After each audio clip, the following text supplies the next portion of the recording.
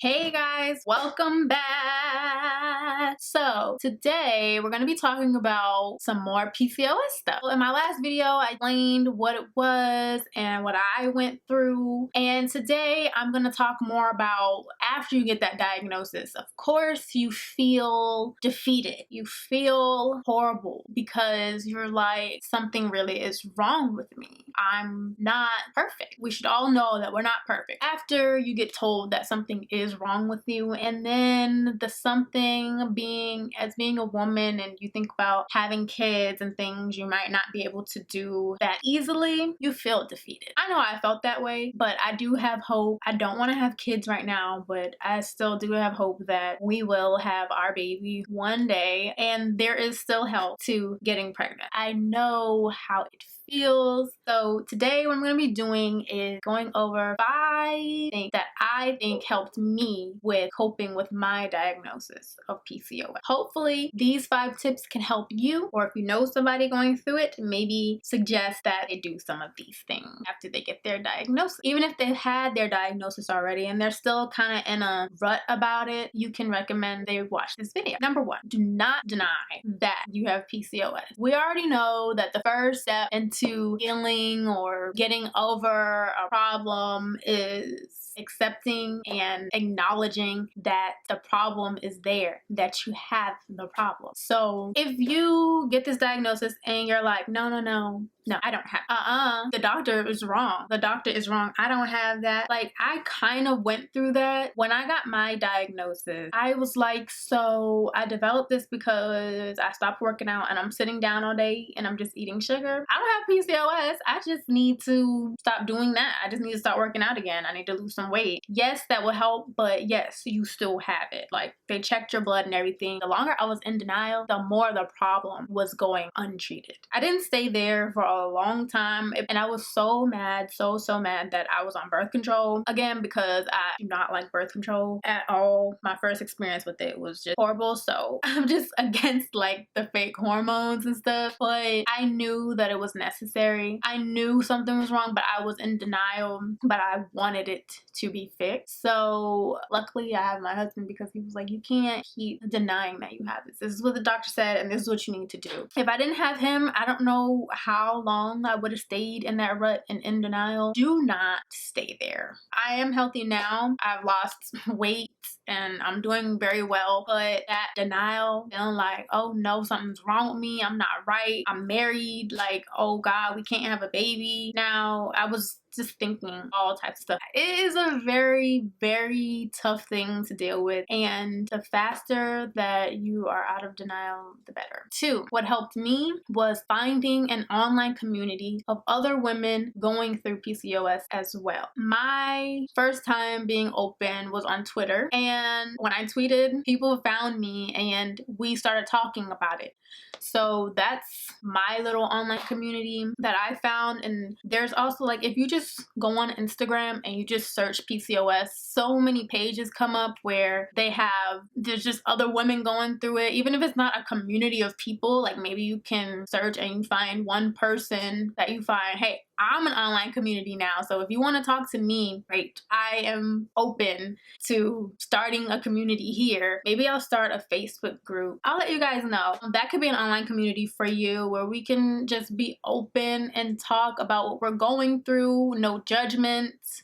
Help each other out, but definitely find other women that are going through the same thing as you, because it can be so inspiring, so helpful, and it definitely was for me. Definitely find an online support group of women. So number 3, writing in a journal. So I've always been a writer. I've always had a journal, a diary, whatever. Growing up, I used to write songs, poems, and just write my feelings out, and I still do. I have plenty of journals that I write in. So that helped me be able to cope with having this as well. Just writing feelings down. If I was angry about it, writing about it. If I'm sad, writing about it. Just keeping track of things that I've learned as well, and things that I've seen, heard, read about. Just whatever I was feeling, even if it doesn't even have anything to do with your diagnosis, but you are going through a symptom is anxiety and depression. So like if you're going through depression because because of PCOS and you don't really have people to talk to like that, write your feelings down on paper. I feel like writing anything down, just regardless in life, is just key. It just makes me feel calm. So that definitely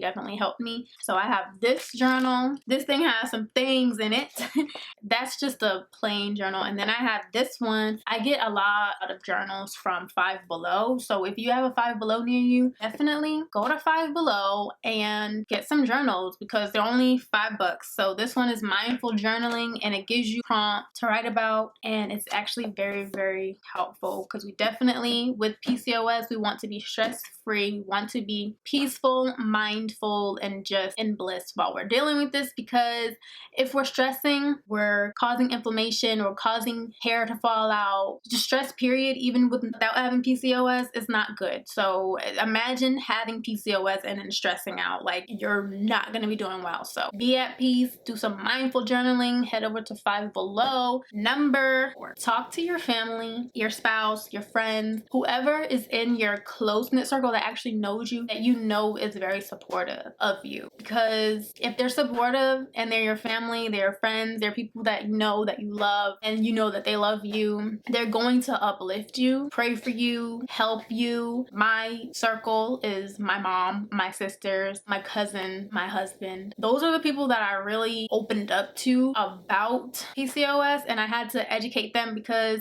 I feel like they needed to know what I was going through, and my husband definitely needed to know. Obviously, he is supportive by telling me things. He's very protective, so he watches what I'm eating, what I need to be doing, what I don't need to be doing, and he kind of switched his eating habits as well for me. Like, that's supportive, because if he's sitting here eating things that I can't, it's so easy for me to slip up and eat it just because he has it, because we're that close, you know? So people that are supportive, I'm not saying people have to change their eating habits and stuff for you, but just be open so you can have conversations, and maybe your support group will support you, as in when they're around you, not doing things to influence you to fall off of the way that your lifestyle is supposed to be.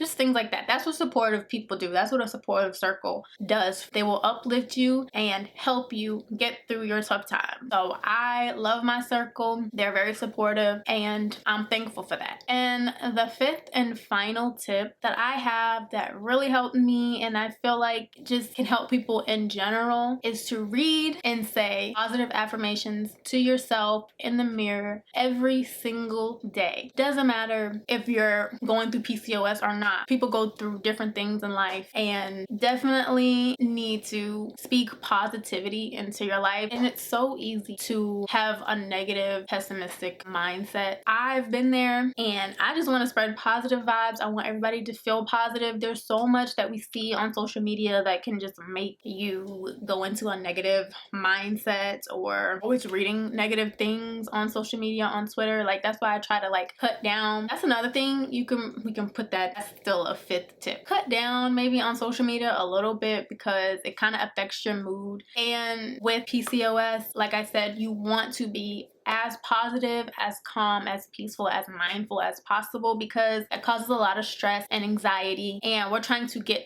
out of that. So speak to yourself positively. Go on Pinterest, look up some daily affirmations, and say that to yourself every single day, because with PCOS and being a woman, we want to feel beautiful. And at some point, I did not feel that way. When I was gaining all that weight and I had my stomach, I just did not feel good. Saying things to myself helped me get out of the funk. And I feel like when you talk negatively on yourself, you just stay stagnant because you're in a negative headspace. So let's speak positive and positive things on our lives, guys. So if you are dealing with your diagnosis of not even just PCOS, anything that you're dealing with, please try some of my tips. They helped me get out of my rut, out of my funky little depression that I went through after realizing that something was not right with me. And like I said, I am healthy now. I am positive. I am here to shed light. I am here as a support system. If anybody needs one, reach out to me. I am not bougie. I ain't famous. I'm just a regular woman, and I go through things, and I'm just here to help. So if you enjoyed this video, make sure to give me a thumbs up. click subscribe. Make sure you click the notification bell so you don't miss any more of my videos. I have more to you guys coming soon. Make sure to follow me on Instagram, like me on Facebook as well, and I will see you guys in my next video. Bye.